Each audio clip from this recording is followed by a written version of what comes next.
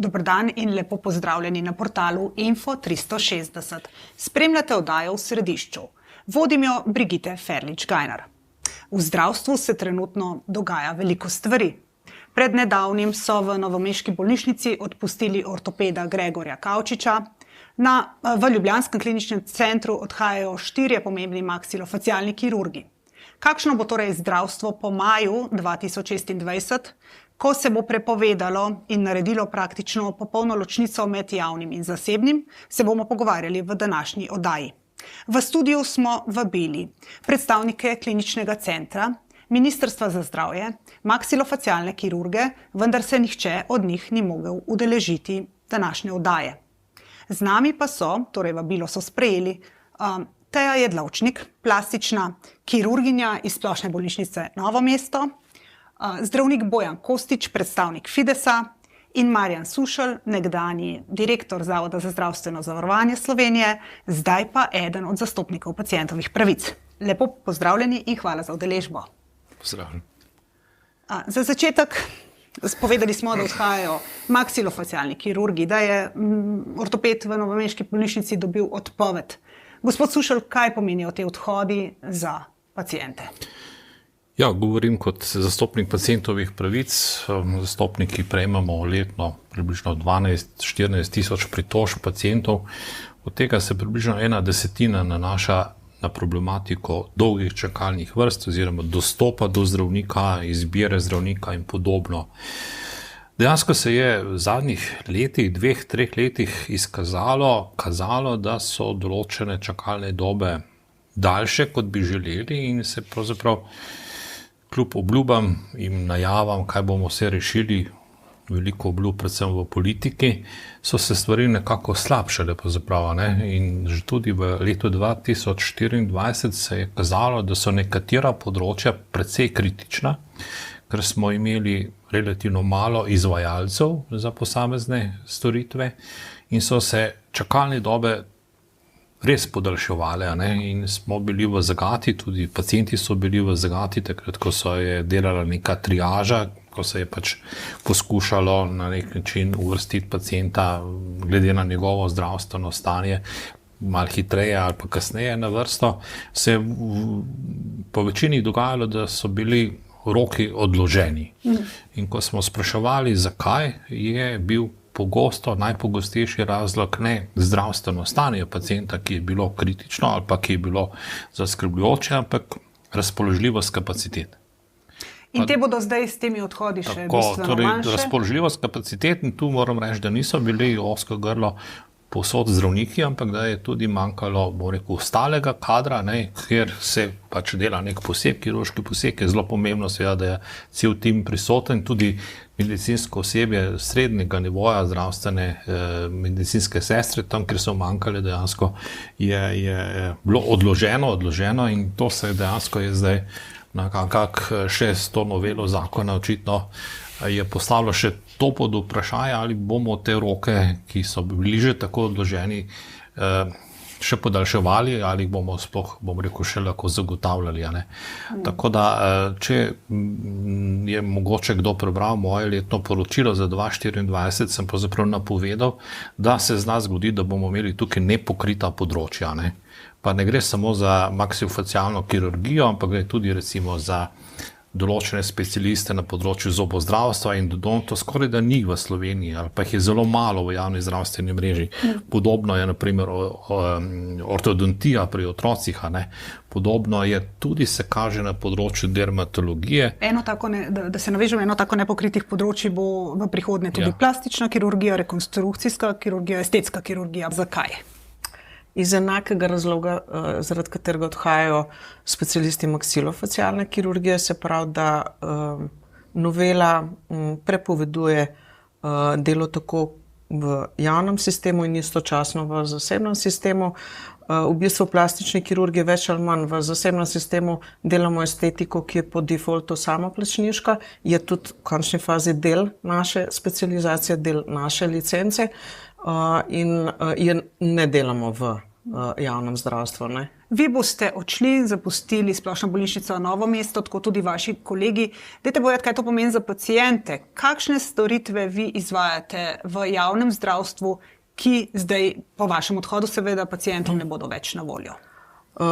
V javnem zdravstvu je delo plastikov v bistvu celotna kirurgija roke, tako hladna, se pravi artroze, proteze zapestja, ki jih recimo konkretno delamo samo v Novem mestu. Potem rekonstrukcije celega telesa, tudi delno si delimo področje z maksilofacialnimi kirurgi, rekonstrukcija dojke po karcinomu dojke, kritje vrzeli posod po telesu,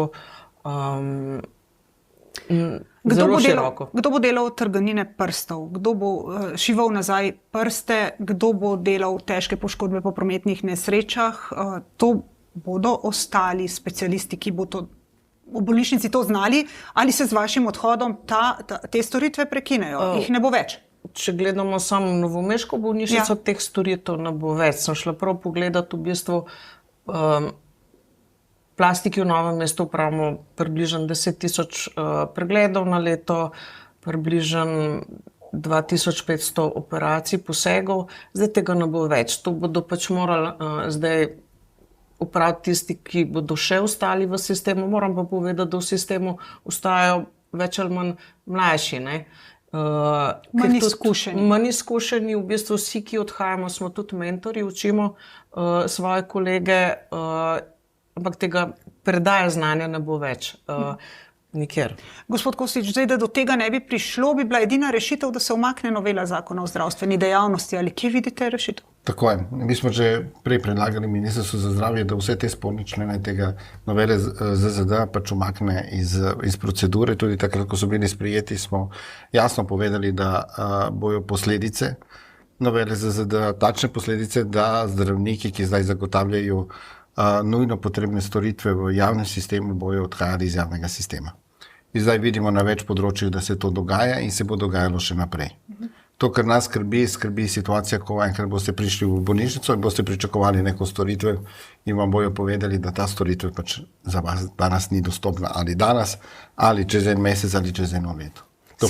Se tega stanja zastopniki pacientovih pravic bojite? Maja 2026, ko bo kar nekaj zdravnikov odšlo oziroma je že zdaj napovedalo svoje odhode? Glede, zdravstvo je neke vrste letalo nosilka, ne? In taki ukrepi od danes na jutri so lahko zelo moteči in boleči. Na koncu za paciente seveda, ne? Če sem nekoliko kritičen do dosedanjega dela vlade, v tem mandatu so se smeri v zdravstvu zelo spreminjale, ne? Vemo, da smo v začetku imeli zelo, veliko denarja za storitve, brez omejitev in smo na nek način spodbujali izvajanje ne glede na to, ali je bilo v javnih zavodih ali je bilo to pri koncesionarjih. Potem, čez nekaj časa so se pogledi in cilji popolnoma spremenili, ampak uvesti neke nove storitve ali pa neko mrežo vzpostaviti, seveda zahteva investicije, zahteva ljudi, zahteva organizacijo.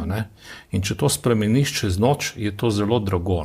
Zelo drago za družbo in seveda lahko zelo boleče za pacienta. Bojim se, da so te, cilje, ki so jih vključili v zadnjo novelo zdravstvene dejavnosti, mogoče premalo premislili, tisti, ki so to predlagali. A je cilj te novele pravzaprav zasledovanje najboljšega za bolnika, ker oni ves čas... Da ne bomo preveč naivni. Politika dela tiste naloge, ki koristi njihovi politiki. In ta politika ni nujno, da je vedno v korist državljanov, čeprav se mogoče tako prikazuje. Se strinjate, da ta politika ni vedno najbolj v korist državljanov? Jaz mislim, da sploh ni v korist državljanov. Zaradi tega, ker tudi iz teh afer je razvidno tudi recimo mnenje javnosti, zakaj je tako podpira. Tudi bom rekla prakso, ki mogoče pač ni legalna. Zato, ker je bilo za pacienta pa mogoče bolj poskrbljeno. In zaradi tega, ker je bilo na voljo več kapacitet in iz tega lahko sklepamo samo eno stvar, da v bistvu je treba pacientom dati na voljo vse kapacitete. Se pacienta ne briga, kje bo dobil storitev, dokler je ta strokovna, dobra, in za dosti hitro. Ne. Ampak če bi se to politično naredili, da bi se dali pacientom na voljo vse storitve, da bi bilo res v dobro pacienta, jaz nekako ne razumem, zakaj politika ni usmerjena z ukrepi v to smer. Ali to vi razumete v Fidesu, ali je denarja premalo? V bistvu, tako kot je gospod Sušič povedal, na začetku so oni pač dali eno količino denarja v izvajanju zdravstvenih storitev, jih niso omejevali.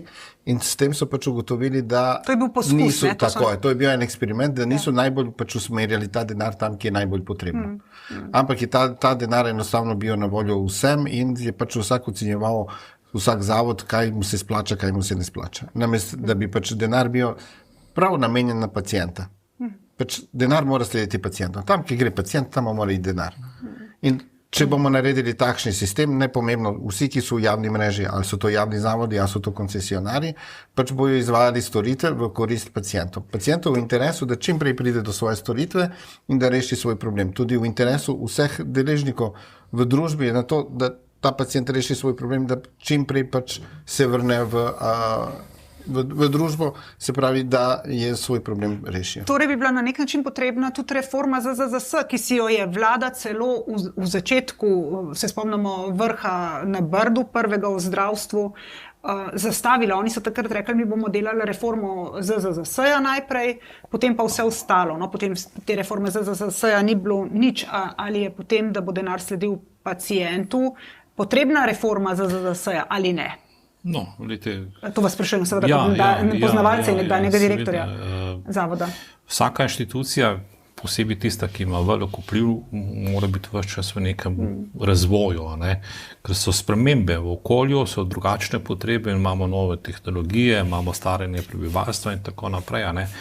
Ko sem takrat poslušal navdušene politike, kaj bomo vse spremenili, ne? Na začetku mandata ZZS bomo reformirali popolnoma? Podržavali, sem jaz razumel takrat, ne. Sem bil kar v strahu, da se bo to res zgodilo, veste, zato ker na koncu, če sem zelo direkten, država ni najboljši gospodar, ne. To se kaže pri investicijah in ne vem še kje, ne. Država ima regulacijsko vlogo, ima nadzorno funkcijo, ampak da bi se pa ona, bom rekel, da bi se poslanci odločali, kaj se bo izvajalo, katere storitve, za katere paciente, to ni njihova naloga, ni naloga poslancov. Ne? In tudi zdaj, ko vidim, da gre kakšna novela iz Ministrstva za zdravje v parlament, pride ven lahko marsikaj. Tako je. Ampak to ni dobro, ne? Ker treba tudi stroko poslušati. Ne? Ampak zdaj se te in stroka tudi je zdravništvo, ne? Da ne bomo tukaj podcenjevali. Kogarkoli drugega. Ja, kogarkoli drugega. Ja. In ne vem, v zadnjih letih se je na nek način med temi deležniki zaupanja ni več. Ne? In spremembe izvajati v zdravstvu brez nekega soglasja teh ključnih deležnikov, ne? Je skoraj da usojeno na neuspeha. Ne? In teh ukrepov je bilo kar nekaj, ne moram reči, da so bili vsi slabi, ampak če nimate zraven nekoga, ki bo to sprejel za svoje in tudi izvajal dnevno v ambulanti, dnevno v stiku z pacientom, potem ne bo uspeha. No? Ja, zdaj je država v bistvu samovoljno na nek način, brez sodelovanja vse zdravniške stroke sprejela to novelo Zakona o zdravstveni dejavnosti, ki prinaša to strogo razmejitev javnega in zasebnega in zaradi katere bodo posledice za paciente očitno lahko tudi zelo usodne. Odgovor, zakaj po vašem na ta način, zakaj ste zdravniki pravzaprav zdaj nekako postali sovražniki, ne nekdo, ki sodeluje in dela dobro in v korist? Mi smo tukaj javno nasprotovali pač noveli ZZD, tudi smo določene člene zakona pač dali v ustavno presojo in je ustavno sodišče te člene zakona vzelo v prednostno obravnavo, ampak zaenkrat mi še nimamo rešitve strani ustavnega sodišča. Že pred tem, da je bil zakon sprejet, smo mi pač povedali, kakšne bodo posledice takšne zakonodaje in da to pomeni odhod zdravnikov, pa ne samo zdravnikov, tudi drugega osebja, ker veste, ko gre zdravnik, tudi gre in drugi zdravstveni kader zraven, ker mi ne moremo sami delovati, nismo mi sami sebi namen v tem sistemu, ampak delamo v timih. In to pomeni, da ti ljudje pač zapuščajo sistem in ko vidijo neurejen sistem, pač iščejo sebi druge rešitve. Imamo situacijo zdaj, da marsikatera kadar zdravstvene nege, nekdo, ki dela v zdravstveni negi, se zaposluje na delovnih mest, ki niso povezani z izobrazbo, ki jo imajo. To je hud problem in to se pač potem pokaže na tem, da mi zmanjšujemo pač enostavno število postelj, na katere lahko spremljamo paciente. Ampak da spomnimo, pa bodimo realni, ne? Država se je odločila oziroma vlada za razmejitev javnega zasebnega tudi z vidika, ker so se dogajale v zdravništvu grde prakse. Razne, rečemo, rabote, se vemo, ortopedi so se štempljala jih je druga oseba, da so potem lahko delali drugje. Mešalo se je javno in zasebno, zdaj en tak primer mešanja in javnega in zasebnega prihaja prav iz bolnišnice, kjer vidva oba delata, ne? In zato zdaj ste v bistvu pa na tnalu vsi zdravniki. Ne? Zaradi takih malo primerov, konec koncev so mali, a so v nebo vpijajoči, to lahko rečemo, se je zdaj ukrepalo zoper vse zdravnike. Ali tudi vi to dojemate, da država ni znala stvari drugače urediti, pa je uredila na način, da je zdaj z novelo udarila po vseh zdravnikih? Ja, mislim, se to logični, bom rekla, zaključek vsega tega, ne? Ker te stvari, ki se dogajajo v bistvu v urejenem sistemu, pač do tega ne bi prišlo. Ne? Vse imamo zdaj digitalizacijo. A to pomeni, da v Splošni bolnišnici Novo mesto nimate dovolj urejenega sistema, da niste zaznali morda spornih praks? Konkretno v Splošni bolnišnici Novo mesto, kaj pa bi zaznalo to sporno prakso? V bistvu, ko govorimo o digitalizaciji, ne, če bi imeli dobro urejen sistem v tem smislu, pač absolutno ne bi do tega prišlo. Zdaj, vsi obljubljajo, tudi bom rekla, brezplačno umetno inteligenco, ne, mi osnov nimamo zrihtanih, ne. V bistvu, ko bi zaznale take prakse, ne, in to ne bi smel sploh biti problem, ne. Poleg tega mi malo mešamo. Če samo prekinem, če bi imeli urejeno osnovo, kaj to pomeni konkretno, kako bi to zaznali, če bi imeli vi urejeno osnovo? Mislim, nekdo se ne more zdraviti hkrati v javnem in zasebnem sistemu v bistvu z dvema napotnicama. To mora računalnik po domače povedano vrš ven, ne? Če je sistem urejen, ampak očitno ni. Vse je še zmeraj na ta, ko sam pogledaš. Ne? Papirnata, ročna. Ja, ročna. Ne? V tem času in prostoru, bom rekla, pa to ne bi smel biti več problem.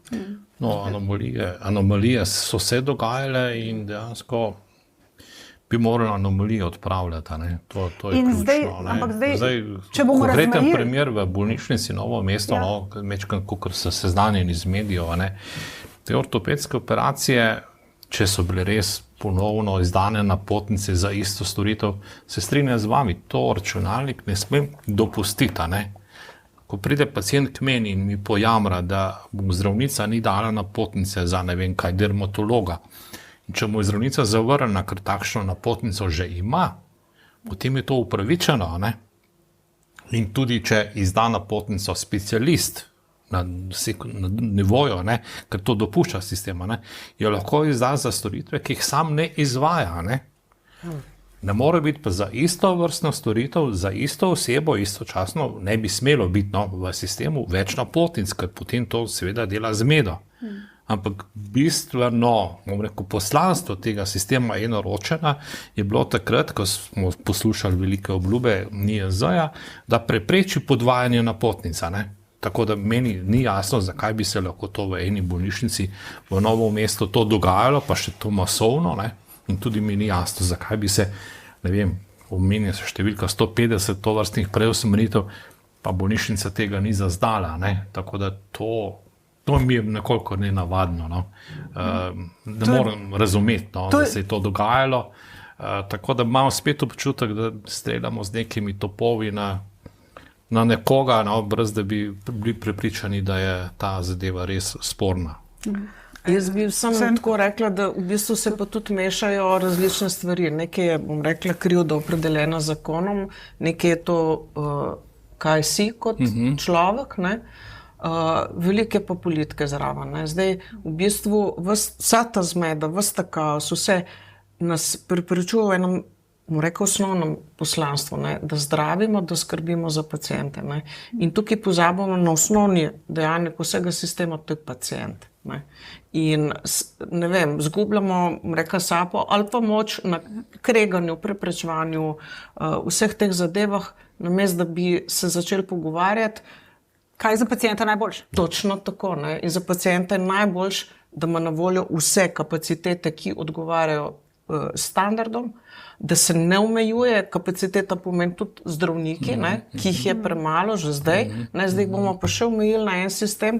Mislim, to je tako, zdaj, če gledamo z različnih političnih stališč, vsak svoje, pač se gre, ne, v redu, ne, ampak če gledamo pa, vsak je enkrat, bom rekel, pacient, in upamo, da je teh čim manj, ampak vsak je pacient in takrat, ko si bolan, ti je najvažnejše samo to, da boš enkrat zdrav. In zelo važno je to, da bo to zadosti hitro. In bom rekel, govoriti, ko implementiraš eno novelo o nihaju, kaj nihaj v zdravstvenem sistemu pomeni. To je rekla ministrica za zdravje, da bo zdaj sistem malo zanihal, za nekaj časa zanihal, potem se bo pa ustalil. Pa ne vemo za koliko časa, ne, lahko to 1 leto, 2, 3, 4, ne vemo. Kaj pomeni nihaj v zdravstvenem sistemu? To pomeni, da bo bolanih več, da bo tudi večja smrtnost, da ljudje ne bodo imeli dostopa do zdravstvenih storitev. Jaz ne vem, če si v tem trenutku lahko to naše zdravstvo prvoš, ki je v bistvu že skoraj razpadlo. No, jaz mislim, da se težko bi se razpadlo, pa take ocene sprejema, ampak spremembe v zdravstvu morajo biti premišljene. No? In politika na nek način bi morala odstopati od teh kratkoročnih političnih interesov in dejansko gledati zdravstvo na dolgi rok, kako ga organizirati. Te spremembe prehitre, ki so bile zdaj v zadnjih 3 letih, so škodljive, če danes gremo v to smer, jutri gremo v drugo smer. Še eno dimenzijo, mogoče tukaj izpostavljamo, ki jo mogoče včasih tudi ne vidimo. Ne. Dejansko zastopniki ugotavljamo, da je vedno več storitev v samoplačniških ambulantah. Ne. In to tudi zato, ker smo pred par leti, 2 leti, ukinili posel prostovoljnih zdravstvenih zavarovalnic. Smo ukinili, precejšen del sredstev se je prenesel iz tistega plačila iz žepa v obvezen davek. Državljani več plačujemo, ampak kaj se je zgodilo? 3 pomembne entitete so ostale brez posla na terenu. In zdaj, kakorkoli rečemo, ali je to, kar se zdaj dogaja v prostovoljnih zavarovalnicah, ki ponuja pakete takoj do zdravnika, storitev, ali je to komplement tega javnega zdravstva ali kaj drugega, ali konkurenca. In to mogoče ni slabo za ljudi, ampak se moramo zavedati, da te dodatne storitve srkajo kader iz javne zdravstvene mreže. In mi na nek način hote ali ne hote dobivamo nek paralelen sistem, lahko rečejo politiki komplementaren, ampak ta nam jemlje potem kadre. Pa ne samo zdravnike, tudi sestre gredo tja, ne gredo samo v Lidl, ampak gredo v te storitve, ki jih te prostovoljne, bivše prostovoljne zavarovalnice čedalje bolj ponujajo in seveda na nek način jih ljudje, posamezniki, pa tudi firme, ki jim dobro gre, zagotavljajo svojim delavcem, ker pridejo hitreje na vrsto, ker ni bolniškega staleža in tako naprej. Tako da tukaj mislim, da delamo neko dodatno neravnotežje, sistemsko neravnotežje. Verjetno bi bilo bolj modro, zdaj sem pameten za nazaj, oceniti, kaj si lahko neka država privošči iz javnih sredstev in to zagotovimo, tudi dostopno, nekaj samo z obljubami, ampak tudi dostopno, kaj pa ni tako pomembno za javni denar in lahko rečemo, to pa ne bo stvar obveznega zdravstvenega zavarovanja ali ne vem še kakšnega dodatnega davka, ampak bomo pač sami plačali. Prav, treba bi narediti neke košarice, kar smo že v preteklosti velikokrat v tujini, ne vem, zobozdravstvo in del zobozdravstva pač ni pokrito iz obveznega zavarovanja. En del, ne vem kaj, oftalmologije, tudi ni pokrito. To ni nič nenavadnega, tudi za evropsko okolje. Na nek način je zavajanje ljudi, če rečemo, da bomo vse zagotavljali iz javnega vira, in v javni zdravstveni mreži to ne gre, preprosto ne gre na daljši rok, ker sicer bomo vse, kar zaslužimo, morali dati za zdravstvo, ne bo šlo. Pa tudi seveda po drugi strani nimamo efekta. Če jaz dobim vse zastojno, vse tudi uporabil, včasih celo prekomerno. Preveč, prekomerne storitve se to. Ni nobene participacije, nobene varovalke, ki bi pacienta na nek način sililo k racionalnemu obnašanju v zdravstvu. Razen to, da čaka. To pa ja. Ampak zdaj, če se vrnemo k noveli, ali bo ta novela, torej za tiste anomalije, ki smo jih omenjali prej, preprečila? V bistvu, mogoče anomalij bo res manj, ampak bodo pa ljudje brez potrebno skrbe v javnem zdravstvu. Se bojim, da to, kar je povedal gospod Šušelj, da je to zdaj neka nova realnost in da bomo šli, jaz bi rekel, v balkanizacijo zdravstvenega sistema. To pomeni, da pač država obljublja določene storitve, ki jih enostavno ne boste mogli dobiti. Recimo, to se zdaj pri te otroški ortodonti pač dogaja in zdaj pacienti, ki ne morejo te storitve pridobiti v Sloveniji, pač grejo, ne vem, na Hrvaško, v Zagreb in dobijo te storitve in potem povrnjene stroške upravljenih storitev. To ni namen javnega zdravja. Zgubljamo v bistvu denar, ne? Naš denar zgubljamo, ga pošiljamo v tujino. Mi denar pošiljamo v tujino, namesto tega, da bi razvijali naše zdravstvo, javno zdravstvo in natančno predelili, kaj vsakem pripada iz tega javnega zdravstva in rekli, da določene storitve pač ne bomo mogli plačati, ker ta sredstva niso neomejena. Mi moramo pač to razumeti kot družba, da so ta sredstva omejena na določeno količino in da mi pač bomo morali imeti družbeni dogovor, da ta sredstva bomo namenili ravno za te in te storitve. In dokler tega ne bomo naredili, pač se bo dogajalo, da vsak bo mislil, da ima pravico za vse storitve in bomo prišli v situacijo, da enostavno ne bo tam pač teh storitev na voljo, ker enostavno ljudi bo šli iz takšnega sistema, ki je neurejen. In novela ZZD sam poslabšuje to. Ona ne bo nič izboljšala v tem smislu, bo samo poslabševala, ker bo več in več ljudi zapuščalo ta sistem. In to za zelo pomembne zdravstvene storitve, če pogledamo maksilofacialno kirurgijo kot najboljši primer, te najtežje operacije, kar jih oni opravijo, enostavno se bo lahko zgodilo, da nekdo bo čakal preveč časa na operacijo, ki je dejansko nujno potrebuje. Ali ne bo čakal. Kako gledate vi na maksilofacialne, na vzhod maksilofacialnih kirurgov? Namreč, da generalni direktor kliničnega centra reče, da oddelek zdaj nemotoma dela naprej, nemoteno dela naprej, 4 pomembni maksilofacialni kirurgi odhajajo. Torej, kot da se ni zgodilo nič. 1 leto, menda se nihče ni hotel z njimi pogovarjati. Kakšen je vaš pogled na te dogodke? Nekateri seveda zdaj te maksilofacialne kirurge obsojajo, češ zaslužkari grejo delati za več denarja, manjše posege in tako naprej. Kako vi vidite te svoje kolege? Verjetno tudi kakšnega poznate njihovo delo, če ne drugega. Ja, eno in drugo. Tukaj gre za res vrhunsko strenirane kirurge. To znanje so pridobivali v bistvu desetletja, to ni kar tako. V bistvu kirurgija je vseeno, bom rekla, mojstrstvo. Manualen poklic, ki ga moraš natrenirati. In takrat oni so, bom rekla, v najboljših strokovnih letih in zdaj grejo. 4 celo. Kaj oni delajo? V bistvu to so rekonstrukcije po odstranitvi tumore v glave in vratu, potem obraznega skeleta, se pravi, če govorimo o prvem, gre tukaj za v bistvu najbolj zahtevne operacije v kirurgiji, sploh tu govorimo o mikrokirurgiji. To, če čisto ponazorim, kad ti v bistvu odstranijo zaradi tumorja, pol obraza, ga te kirurgi rekonstruirajo z rezervnimi deli drugje po telesu, z revaskularizacijo, skratka, da to je funkcionalno, pa bom rekla tudi estetsko. Jaz mislim, da v bistvu vsak dan naredijo en mehen čudež. Za nas in za tistega, ki so mu ga naredili.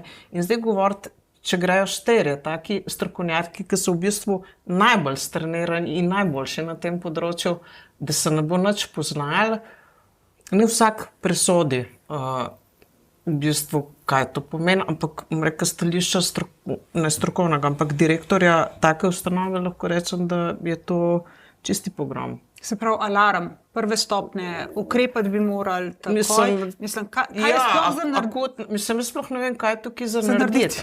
V bistvu, tako čisto logični izplen tega, če novela je to povzročila, se pravi, da mi rabimo v bistvu novo novelo oziroma nov zakon, ker moramo vedeti, da ta zakon je pa že zelo star. In se je v bistvu vse prenovilo, zdravljenje, zdaj vse drugače. V bistvu mi moramo modernizirati vse skupaj, ampak ne način kaznovanja, prepovedovanja, omejevanja, v končni fazi tudi zmerjanja. Kako pa javnosti odgovarjate na te očitke, da ste zdravniki zaslužkarji, da ste pohlepni, da se to dogaja zato, ker hočete, a ne samo še več? Tudi verjetno te očitki, boste vi odgovorili na to vprašanje. Ker Fides se itak vsak zaposleni ima pogodbo o zaposlitvi in se ve, kaj mora za to pogodbo tudi narediti v svojem matičnem zavodu. In on tukaj pač ustvarja svojo funkcijo zdravnika in svojo vlogo, ki ga ima v javnem zdravstvenem sistemu. Njegov prosti čas je pač, jaz bi rekel, skoraj neka sveta stvar, ki velja za vse zaposlene v Sloveniji. Ne samo za zdravnike, ne samo za sestre, ampak velja tudi za vse. Mi že zdaj vemo, da zdravniki, sestre bistveno presegajo tudi zakonske maksimume, koliko lahko delajo in upravljajo delo že v javnem zavodu. Nekoga potem povedati, da on svoje poslanstvo ni opravil zaradi tega, ker ko je naredil vse to, kar je moral, je še v nekem drugam nekaj delati drugo, je absolutno nezaslišno in enostavno tega ne bomo sprejeli. To je pravica vsakega zaposlenega, ko je naredil vse, da če je njegov tudi delodajalec, ker tudi v prejšnjem zakonu je bilo tako, da delodajalec mora potrditi, da je on vse storitve opravijo v svojem zavodu in mu je dovolijo, da pač opravi neke dodatne storitve nekje drugje. Ali je to pri koncesionarju, ali je to pri privatniku, pa sploh ni pomembno. On je svojo vlogo pač opravil. Se strinjate, gospod Sušelj? Pa, vem, včasih sem jaz seveda malo kritičen do stališč sindikata, katerikoli, no, tudi zdravniškega sindikata. Ampak zdi se mi zelo pomembno, no, da bi se zavedali, samo glede novele, a ne tega razmejevanja. Da bi se zavedali, da je reševanje zdravstva skupna izziv, skupna naloga. Ne. In to, da imamo zdaj že, ne vem, leto pa pol stavko kao, ne, je slabo, no, to je slabo, ne. Slabo je zato, ker se potem to tudi zlorablja. Ali pa se ta stavka kaj pozna zelo pri storitvah? Pozna se, dnevno se pozna, če prebereš časopis, danes streljamo s topovi na zdravnike in tudi v drugi strani, tudi v drugo stran, ne.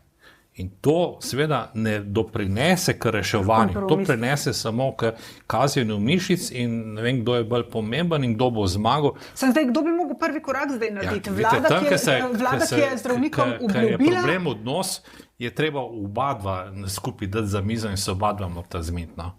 In še enkrat, ta novela, verjetno, da so imeli lepe namene, ampak ni upoštevala dejanskega stanja v slovenskem zdravstvu. Ja, pa je premalo upoštevala, ne. Zgodba na maksilofacialni kirurgiji, pan Orele, ni od včeraj. Je dolgo časa vedel generalni direktor, da tistih nekih dobrih kirurgov je delalo v kliničnem centru 60%, 30-40% je delalo pa ne vem kje v drugih ustanovah, ne, zasebnih ustanovah, samoplačniških celo, ne. Zakaj se to takrat ni ukrepalo, če je bilo to moteče, ne? Zakaj se to ni upoštevalo pri pripravi novele? Zakaj se ni upozorilo, da bo to preneslo, ne? Tako da, če bi se poslušalo stroko, bi te informacije verjetno imeli. In če bi pač dejansko stanje na terenu upoštevali, bi verjetno naredili nekoliko drugačno rešitev, drugačno prehodno obdobje, ne? Sploh mogoče drugačen razmislek, ne? Zdaj eksperimentirati za populacijo je zame zelo neodgovorno, no? Neodgovorno, pa ne glede na to, da kdo je kaj kriv, ampak mi se moramo zavedati, mi imamo tukaj ljudi in imamo potrebe ljudi, ne, in jih moramo pokriti. Ne. In to dejansko moramo vse sile usmeriti, da rešujemo te probleme, ne da kažemo, kdo je bolj pameten. No. To se mi zdi, da je v zadnjem času na področju zdravstva bolj prisotno, ne, da kažemo, kako so, ne vem, kakšno anomalijo bomo naredili celo kriminalko zgodbo, ne, zato da bomo nekoga, ne vem, prikazali kot slabega, kaj doživke, pa ne vem kaj, veste. To, gledajte, koncesionarji, ki so zame zelo, bom rekel, legitimno in pravno enakopravni javni zavodom, ne, se zdaj prikazujejo kot, ne vem, požrtni na denar, ne vem, kaj bodo gradili, jahte, ne vem še kaj, ne. Pravila so že zdaj dosti jasno postavljena, kaj se sme, če nekdo opravi vse delo v tam, kjer je zaposlen. Ampak koncesionar je del javne zdravstvene mreže, tudi koncesionar. In je enako plačen naj bi bil, ne. Tako je, samo so pa prakse, seveda, teh preskakovanj. Ja, če so pa preskakovanja, pa ne vem, siljenje v samoplačniško ambulanto, ali pa to pa treba seveda na nek način razčistiti. Tudi zdravništvo mora razčistiti med sabo. Ne? Če so anomalije. To so anomalije v sistemu, ki absolutno jih noben ne podpira. In anomalije tudi v prejšnjem zakonu bi jih lahko obravnavali in bi ustrezno ukrepali takrat. Tako da tukaj ne vidim, da je problem v zdravništvu, da zdravniki ne bi ukrepali takrat, ko bi se ugotovilo, da je nekdo ali preskakoval čakalno vrsto, ali bog ne daj nekoga silijo v samoplačniško za neko storitev, ki bi jo moral dobiti v javnem zavodu ali v javnem sistemu, se pravi. Tukaj gospod Kostič, jaz imam malo drugačen pogled. No? Dejansko smo toliko razbili zaupanje med deležniki, ne? Med zdravniki in politiki. Politiko, ne? Ja. Da dejansko se zdaj potem obnašamo agresivno in se obnašamo zelo defenzivno. Ne? Ja. Zdravništvo tudi, ne vem, ko gre za kakšne napake in tako naprej, ne, mi nismo nič narobe naredili, ne. Pa je slabo to, ne? Ampak to je problem tudi, ne, da se strinjamo kaznovalne... Kako? To je problem s kaznovalne politike. To je problem zato, ker bomo vsakega, ki bo naredil kakšno napako, pa tudi zdravniki so ljudje, ne, tudi naredijo napako. Če bo naredil najmanjšo napako, ga bomo pol v medijih linčali, ne, bomo pokazali, pa bomo rekli, vsi ti zdravniki, ne, poglejte, tale zdravniki iz Novega mesta, kako se je, bom rekel, obnašal dobičkonosno, neodgovorno in tako naprej. In bomo to povlekali. Vse v isto malko, kar ni tako. Je pa dejstvo, da pri nas, ne, res, ko se zgodi napaka, se te zadev ne ureja na način, da se napaka odpravi v smislu večje kvalitete, ampak se marsikoga res... Nimamo zdaj agencijo za kakovost. Na papirju. Na papirju. Ajmo pač opeti še to vprašanje. Imamo agencijo za kakovost, ki bi morala skrbeti za kakovost v javnem zdravstvenem sistemu. Nasploh, ne samo v javnem, ampak nasploh za kakovost v zdravstvu. Ali oni svojo funkcijo opravljajo? Ali oni svojo funkcijo opravljajo? Ne. Ajmo še eno vprašanje. Zakaj človek, ki je prišel iz tujine z izkušnjami v kakovostjo, zapustijo čez en mesec to isto agencijo? Naj ministrstvo odgovori, zakaj je ta človek zapustil ta sistem. Jaz mislim, da dolgo časa sem v zdravstvu, no, in vem, da zdravstvo je treba ves čas razvijati, ne? In ga treba razvijati skupaj. No? Če ustanovimo agencijo za kakovost, ne? In če istočasno, ko ustanovimo, vzamemo pristojnost za nadzore zdravniški zbornici, smo naredili na pol skok v prepad. Zato, ker agencija ne funkcionira. Ne? In zdaj nadzorov nimamo trenutno, izrednih nadzorov. Ne? Tako je, ja. Zakaj ne bi rekli, bomo ustanovili agencijo, rabimo 5 let, po tem malem, ne? Bomo poskusili najti kadre in tako naprej, do takrat pa star tečeš po starem. Ne? To bi bilo odgovorno bolj, ne? Se glede agencije je bila tudi zdaj že sprejeta s tem interventnim zakonom neka sprememba, so neke nadzore spet vrnili, prej so jih dali agenciji, zdaj so jih pa vrnili na Ministrstvo za zdravje spet nazaj, kar kaže na to, da rokohitrsko dela vlada in sprejema zakone. Nenazadnje smo videli specializacija iz urgentne medicine, najprej nagrajena s 1000 evri, čez teden dni s 600 evri, torej ni premišljenih ukrepov. Ampak da se navežemo na to sodelovanje, ki ga je gospod Sušelj omenil, da ste sovražniki, da zato ni dogovora, ker si politika in zdravniki stojite nasproti. Kdo bi mogel prvi korak narediti? Zdaj verjetno jaz kot zunanji gledalec bi rekla, da najverjetneje politika, ker je vam obljubila neke stvari, ki so pravzaprav bile neizvedljive iz mojega novinarskega vidika. Neizvedljive v neki plačni reformi. Neizvedljive, bom tako povedal. Mi smo se pač za takrat ministrom za zdravje pač dogovorili, da bomo pač naredili zdravstveni steber. In da ta zdravstveni steber pač notri bomo naslovili vse te posebnosti, ki so v zdravstvu. Veste, najprej, marsikdo ne ve, zdravstvo je financirano tako, da se opravljajo storitve in so plačane storitve. In plačilo funkcionira povsem drugače kot za druge uporabnike proračuna.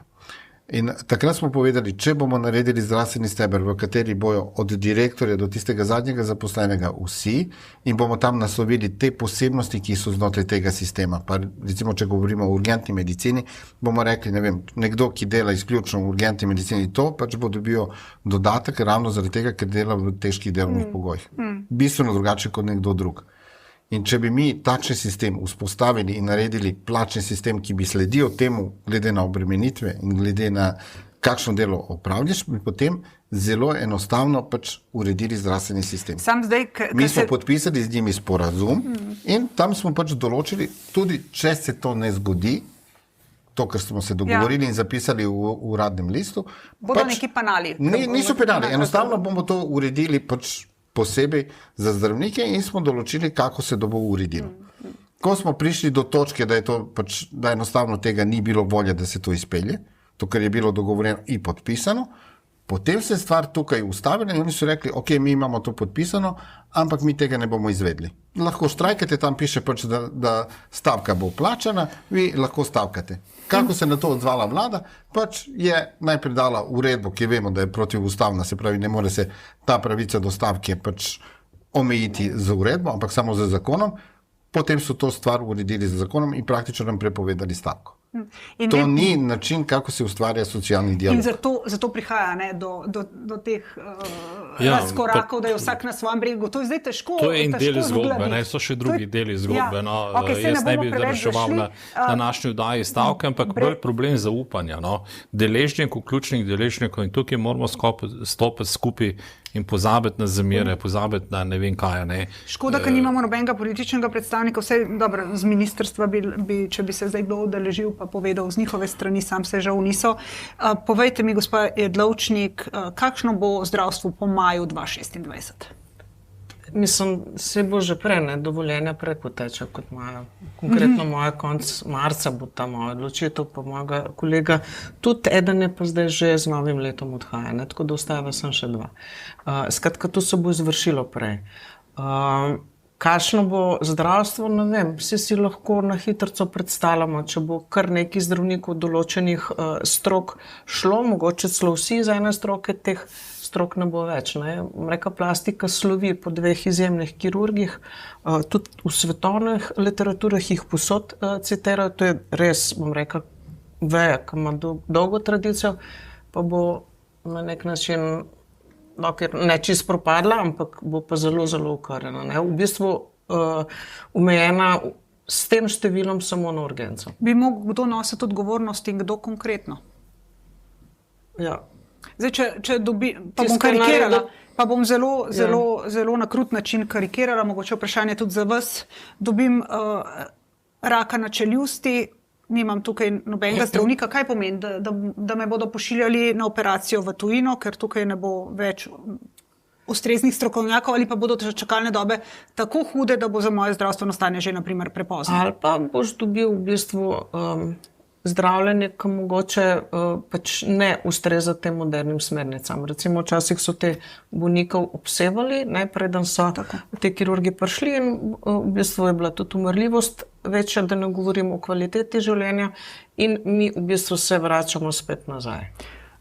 Za pacijente, kaj bo v teh primerih, boste zastopniki pacientovih pravic svetovali, če tak posameznik ne bo dobil pravočasne in možne obravnave tukaj sploh? Zakon pravi, da je pacient upravičen do primerne storitve, torej tisto, kar je glede na njegove potrebe, je upravičen do kakovostne, torej tisto, kar zmore danes medicina in seveda na koncu tudi varne. Zdaj, to je deklarirano, dejansko pa se zna zgoditi, da nekatera področja bomo imeli kadrovsko šibko pokrita, pa mogoče se ne bo kazalo to samo za število zdravnikov, če imamo specializante, imamo tudi tam človeka, ampak kar se tiče kakovosti, bomo dejansko malo ušibili sistema, če bomo trmasto vztrajali pri doslednem izvrševanju novele ali pa če ne bomo pripravljeni iskati neke rešitve. In tisto, kar bi bilo zame urgentno, da dejansko politika išče možnosti, kako bi te strokovnjake, v katere smo v zadnjih letih veliko vlagali, omogočimo take pogoje dela, pa niso tukaj samo finance, pogoje dela, da bodo lahko delali na nek način koristno v dobrobit pacientov v okviru javne zdravstvene mreže. Jaz si ne predstavljam, pa mogoče gospa drugače razmišlja, da bi tako pomembno dejavnost, kot je kirurgija obraza, pa čeljusti, pa te stvari, da bi bilo to v nekem garažni firmi v narekovaj. To mora biti v neki to se strinjam. Državnik, ki ima za sabo seveda svojo infrastrukturo, interdisciplinarno in tako naprej. Ne. To bi bilo zelo škodljivo, če bi dala nekaj tudi na koncesije, če poslovni, tudi v javni mreži, ne, ker tukaj rabiš eno kritično maso ljudi in znanja. Ne. In seveda, predvsem je treba to razvijati. Jutro se bo zdravilo to drugače. Ne. To so taki postopki, ki jih ne moreš iti v kakšni garažni firmi izvajati, ne glede na to, da so del tercija, ki so intenzivne. Če bodo ljudje odšli iz kliničnega centra, ne, oni ne bodo ustanovili klinični center 2. Ne. Seveda ne. Seveda nimajo teh možnosti. Ne bo več voljo v Sloveniji. Teh zahtevnejših storitev ne bo na voljo. To je škoda, teh zahtevnejših storitev. Tako da načelno bo lahko se vodstvo kliničnega centra hvala, se imamo še 5 drugih mladih, ki se usposabljajo, ne? Ampak to bo malo drugačna kakovost, pa ne, da bi podcenjeval njihovo znanje, ampak razvojna faza teh strokovnjakov je drugačna kot tistih, ki zdaj delamo z njimi kot to veste kot kirurginja, koliko časa rabiš prakse, da dobro zašiješ eno. Eno je to, tako kot sem rekla, je naša dejavnost malo drugače. Govorimo o mojstru, to je manualen poklic, ki ga moraš natrenirati. In, če hočeš ti zdaj tiste za tabo, da bodo enak dobro delali, posvetiš tudi učenju izjemno veliko. Poleg tega ni zadost, če si pridna, moraš biti tudi talentiran. Nekdo je vrhunski pianist, nekdo pa isto vadi, pa bo zgolj povprečen. Enako velja za nas. In te predaje znanja ne bo več, teh kirurgov, ki to najbolj znajo, ne bo več v sistemu, ampak tudi tako, kot ste rekel, to so operacije, ki jih ne moreš delati. V garaži. V garaži, mislim, se niso garaže. Vemo, ampak v neki mali ambulanti rečemo, da se bomo lepši tudi mali operacijski. To zahteva tudi intenzivo in tudi sodelovanje širšega tima, ne samo kirurgov, ampak tudi intenzivistov, da ne govorim seveda brez sester in vsega negovalnega tima ni nič.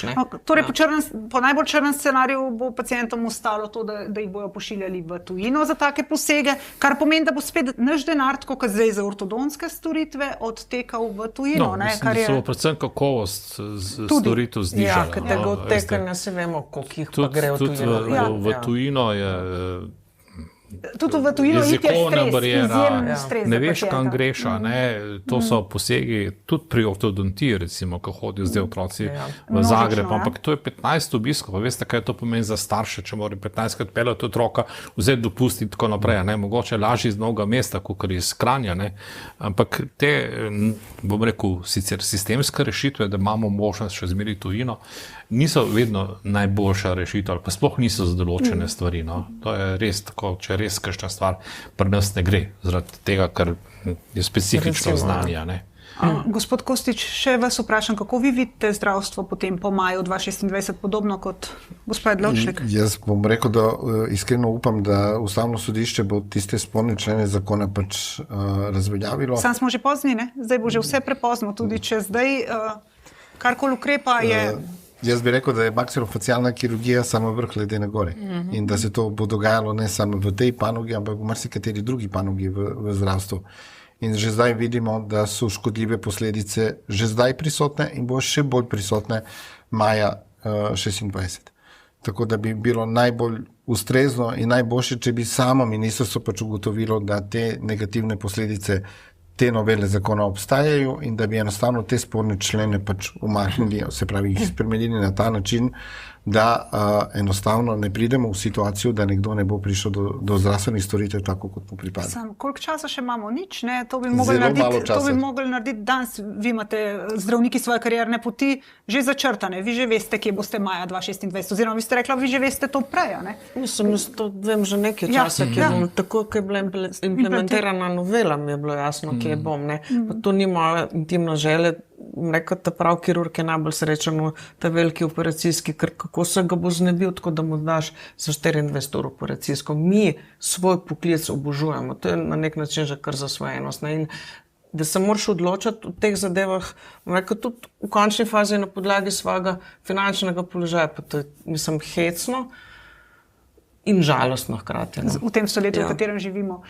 Kaj pravite, vi tudi rešitev samo v tem, da se novela vsaj, ne vem, umakne trenutno? Teh področij je nažalost več, nisem ta maksimalno. Zdaj je najbolj vroče. Področje dermatologije sem prej izpostavil, področje določenih zobozdravstvenih specialistov, področje revmatologov, je kar nekaj področji, kjer imamo zelo, bom rekel, skromno kadrovsko zasedbo, in če bomo res tako vztrajali pri temu, da popolnoma ločimo, se bodo ljudje pač odločili. Normalno, da se bodo odločili, ampak bojim se, da bo posledica šibitev javne zdravstvene mreže.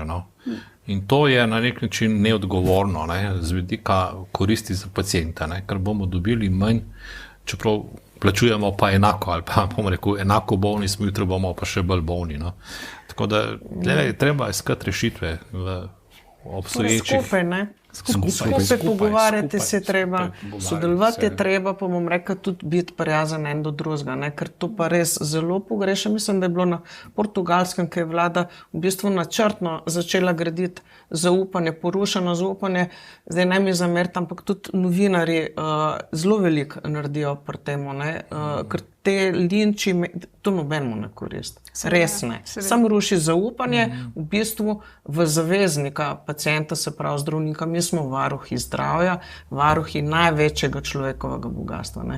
In kako delajo z nami. Mislim, čistko, iz osebnega stališča, zdaj govorim, ali pa stališča zdravnika, v končni fazi se pa vsi sam pogovarjamo o tem in si želimo, da bo za pacienta najboljše, potem se moramo pa vsi skupaj usesti, pa razmisliti, kako bomo do tega prišli na ta način, da izključujemo, ljudi, ki delajo, in jih v končni fazi kaznujemo. Če bi postavili zares pacienta v ospredje, bi verjetno vsa ta vprašanja odpadla, pa bi se vsi skrbeli samo za njegovo dobrobit, bi se dali hitro zmeniti. Pa zaključimo s temi lepimi mislimi o prijaznosti in vsem, kar ste navezala zraven tole oddajo, v upanju, da čim dlje časa ostanete zdravi, se od vas poslavljamo, vidimo se prihodnjič. Hvala za pozornost.